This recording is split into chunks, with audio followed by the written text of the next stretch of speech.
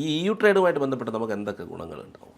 EU ട്രേഡുമായിട്ട് ബന്ധപ്പെട്ട് ശരിക്കും പറഞ്ഞു കഴിഞ്ഞാൽ നമുക്ക് വളരെയധികം ഗുണങ്ങൾ ഉണ്ടാകുമെന്ന് മാത്രവുമല്ല, മറ്റേ ഈ ബംഗ്ലാദേശ്, പാകിസ്ഥാൻ പോലുള്ള രാജ്യങ്ങളിൽ നിന്ന് കയറ്റി അയച്ചിരുന്ന തുണിത്തരങ്ങൾ പോലുള്ള സംഗതികൾക്ക് ടാക്സ് ഇല്ലാതിരുന്നപ്പോൾ, കാരണം അവർ ലീസ്റ്റ് ഡെവലപ്ഡ് കൺട്രീസ് ആയിരുന്നു, അതുകൊണ്ട് അവർക്ക് ടാക്സ് ഇല്ലായിരുന്നു. പക്ഷെ നമ്മൾ ടാക്സ് കൊടുത്ത് തന്നെ, നമുക്ക് താരിഫ് കൊടുത്ത് തന്നെയായിരുന്നു നമ്മൾ യൂറോപ്പിലേക്ക് തുണിത്തരങ്ങളും ബാക്കിയുള്ള സംഗതികളും കയറ്റിവിട്ടുകൊണ്ടിരുന്നത്. അത് മുഴുവൻ ഇല്ലാതാവും. പ്ലസ് തുണിത്തരങ്ങൾ, ലെതർ, അതുപോലെയുള്ള ഷൂസ്, അങ്ങനെയുള്ള ലെതറിൻ്റെ ഫിനിഷ്ഡ് ഗുഡ്സ്, അതിൻ്റെ അകത്ത് ടാക്സുകളൊന്നും ഇല്ലാതാവും. ബാക്കി, അതായത് ഇന്ത്യ യൂറോപ്പിലേക്ക് കയറ്റി വിട്ടുകൊണ്ടിരുന്ന 99% ഇതിനും സീറോ താരിഫിലാണ് ഇനി ഈ FTA റാറ്റിഫൈ ഇപ്പോൾ നമ്മൾ ഈ FTA എന്താ പറയുക, ഒരു ഫ്രീ ട്രേഡ് എഗ്രിമെൻ്റ് ഉണ്ടാക്കിയതേ ഉള്ളൂ. ഇനി ഇത് യൂറോപ്യൻ പാർലമെൻറ്റിൽ പോയിട്ട് റാറ്റിഫൈ ആവണം, അതേസമയം ഇന്ത്യൻ പാർലമെൻറ്റിലും റാറ്റിഫൈ ആവണം. നമുക്ക് നേരത്തെ ഒരു UK-യുമായിട്ടൊരു ഫ്രീ ട്രേഡ് എഗ്രിമെൻറ്റ് ഉണ്ടാക്കിയിരുന്നു, ന്യൂസിലൻഡുമായിട്ടൊരു ഫ്രീ ട്രേഡ് എഗ്രിമെൻറ്റ് ഉണ്ടാക്കിയിരുന്നു. ഇതിപ്പോൾ 3ാമത്തെ ഫ്രീ ട്രേഡ് എഗ്രിമെൻ്റ് ആണ്. ഇത് മുഴുവൻ ഇതിൻ്റെ ബാക്കിൽ കുറേ പേപ്പർ വർക്ക് ഉണ്ട് ശരിക്കും പറഞ്ഞു കഴിഞ്ഞാൽ. എന്നിട്ട് ഈ പേപ്പർ വർക്ക് എല്ലാം കഴിഞ്ഞിട്ട് നമ്മുടെ പാർലമെൻറ്റ് അംഗീകരിക്കണം, എന്നാൽ ഇതൊരു നിയമമായിട്ട് കൃത്യമായിട്ട് വരും. അത് മാത്രവുമല്ല, മറ്റ് ഇപ്പോൾ അപ്പുറത്ത് UK-യുടെ FTA ആണെന്നുണ്ടെങ്കിൽ UK പാർലമെൻറ്റും അതിനെ അംഗീകരിക്കണം. ന്യൂസിലൻഡിൻ്റെ പാർലമെൻറ്റ് നമ്മളും ന്യൂസിലൻഡുമായിട്ടുണ്ടാക്കിയ ഫ്രീ ട്രേഡ് എഗ്രിമെൻറ്റ് അംഗീകരിക്കണം. യൂറോപ്യൻ പാർലമെൻറ്റിൻ്റെ ആകുമ്പോഴത്തേക്കും ബ്രസൽസിലെ യൂറോപ്യൻ പാർലമെൻറ്റിൽ ഇത് റാറ്റിഫൈ ചെയ്താൽ മതി. അതിൻ്റെ അകത്തെ മെമ്പേഴ്സായിട്ടുള്ള 10-25 രാഷ്ട്രങ്ങളുള്ള അവരെല്ലാം, ഓരോ രാഷ്ട്രങ്ങളും റാറ്റിഫൈ ചെയ്യേണ്ട, അതിന് പകരം യൂറോപ്പ് പാർലമെൻറ്റിൽ അത് റാറ്റിഫൈ ചെയ്ത് കിട്ടിയാൽ മതി.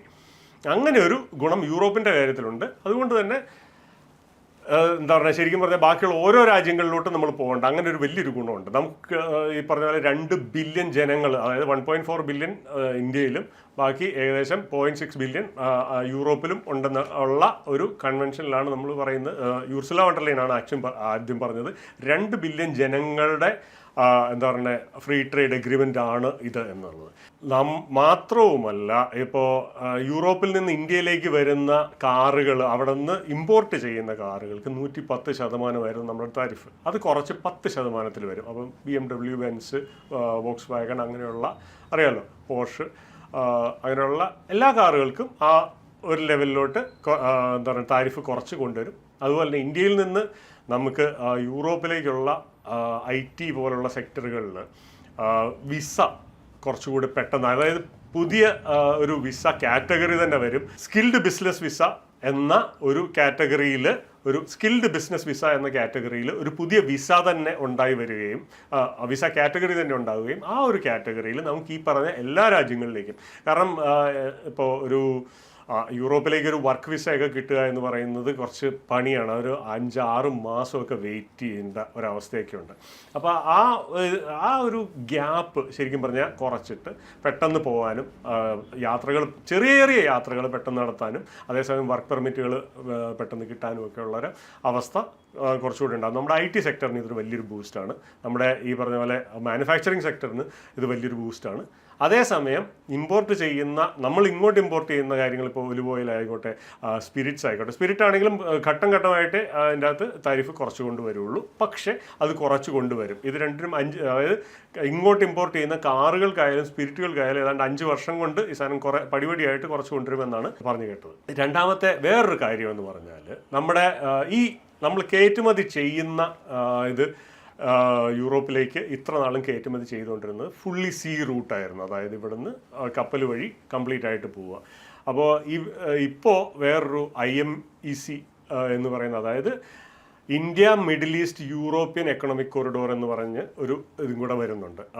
മുന്ദ്രയിൽ നിന്ന്, അല്ലെങ്കിൽ വാധ്വാൻ, മഹാരാഷ്ട്രയിലെ വാധ്വാൻ പോർട്ടിൽ നിന്നും മുന്ദ്രയിൽ പോർട്ടിൽ നിന്നുമാണ് മെയിനായിട്ട് യൂറോപ്പിലേക്കുള്ള സാധനങ്ങൾ കയറിപ്പോകാൻ പോകുന്നത്.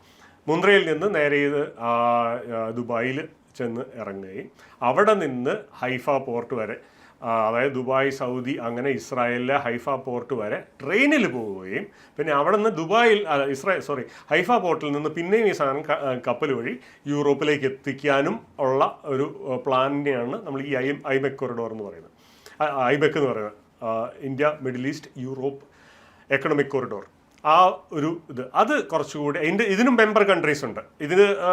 ഇതിൻ്റെ സംസാരം ഏകദേശം സ്റ്റോൾഡ് ആയിട്ട് നിൽക്കുകയായിരുന്നു. അത് പണ്ട് തന്നെ പറഞ്ഞു കേട്ടിരുന്ന സംഗതിയാണ്. ഇത് വളരെ എന്താ പറയുക തണുത്ത് കിടക്കുന്ന ഒരവസ്ഥയായിരുന്നു. അതും ഇനി കുറച്ചുകൂടി സ്പീഡ് അപ്പാക്കി ഇത് പെട്ടെന്ന് തന്നെ ഈ ഒരു കൊറിഡോറും കൂടെ വരുന്ന ഒരിതുണ്ടാവും. അപ്പം രാജ്യത്തിന് ഗുണകരം തന്നെയാണ്. തീർച്ചയായിട്ടും നമ്മുടെ രാജ്യത്തിന് ഈ 3 ഫ്രീ ട്രേഡ് എഗ്രിമെൻറ്റുകളും വളരെ ഗുണകരമാണ്. നമ്മൾക്ക്